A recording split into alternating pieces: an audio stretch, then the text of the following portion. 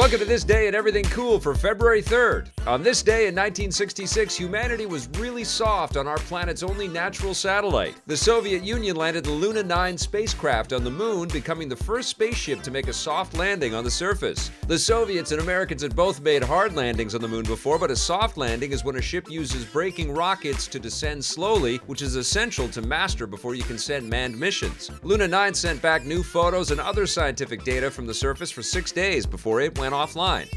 While we're on the subject of outer space, on February 3rd, 1995, NASA astronaut Eileen Collin became the first woman to pilot the space shuttle. The mission took off from the Kennedy Space Center in Florida, with Collin piloting the shuttle to a rendezvous with the Russian space station Mir, which incidentally was also the first time an American craft approached the Russian station. The mission went off without a hitch, and Collin successfully returned to Earth 8 days later.